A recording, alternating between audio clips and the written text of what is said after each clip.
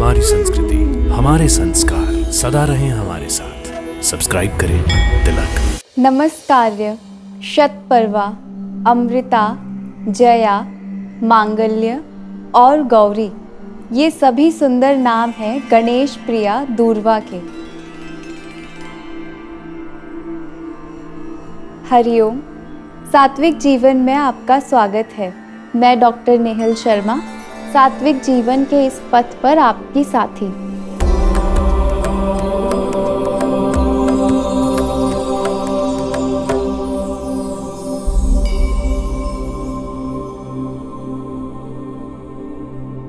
दूर्वा को संस्कृत में नमस्कार्य और मांगल्य भी कहा जाता है, यानी जो मंगलकारी है और नमस्कार करने योग्य है।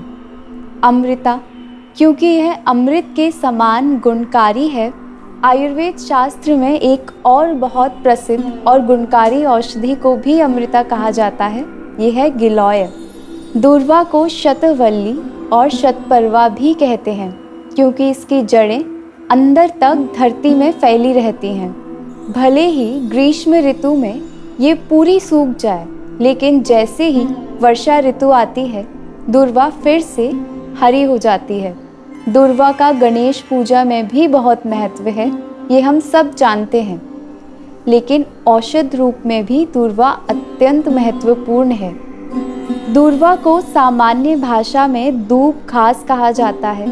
दूर्वा के सामान्य गुण देखें तो आयुर्वेदिक ग्रंथ धन्वंतरी निघंटु में कहा गया है, दूब घास का रस यानी स्वाद कषाय और मधुर है।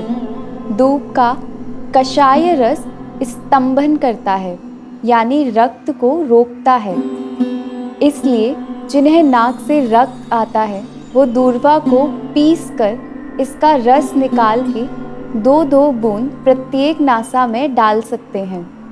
बाह्य प्रयोग में दूर्वा को अच्छे से धोकर इसे पीसकर इसके रस का या पिसी हुई दूर्वा को लगाने से दाह यानी यदि कहीं भी जलन है तो वह कम हो जाती है।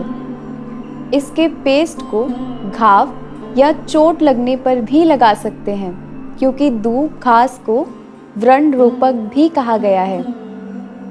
दूब घास वर्ण्य है, यानी त्वचा के वर्ण को अच्छा करती है, इसलिए इसके रस का प्रयोग फेस पैक बनाने में भी इस्तेमाल कर सकते हैं। दूब घास पाचन में लघु होती है और शरीर को शीतलता प्रदान करती है। दोषों पर प्रभाव देखें तो ये पित्त और कफ दोष का शमन करती है, इसलिए बहुत से पित्त बढ़ने से संबंधित रोगों में दूर्वा स्वरस का प्रयोग औषधि के रूप में किया जाता है। बर्निंग मिक्सचुरेशन यानी मूत्र में जलन यदि है, तब भी इसके रस का 15 से 20 ml की मात्रा में या काढ़े का प्रयोग चिकित्सक के परामर्श अनुसार किया जा सकता है। दूर्वा का प्रयोग करके आयुर्वेद शास्त्र में बहुत से औषध योग भी बनाए जाते हैं, जैसे प्रसिद्ध कामदुधा रस, दुर्वादी तेल, जिसका प्रयोग त्वचा विकार और डैंड्रफ में किया जाता है। दूब घास आसानी से लगाई जा सकती है, इसलिए घर में दूब घास किसी गमले में या घर के आसपास ज़रूर लगाएं। औषध और आहार संबंधित समय समय पर जानकारी के लिए हमारे साथ जुड़े रहिए।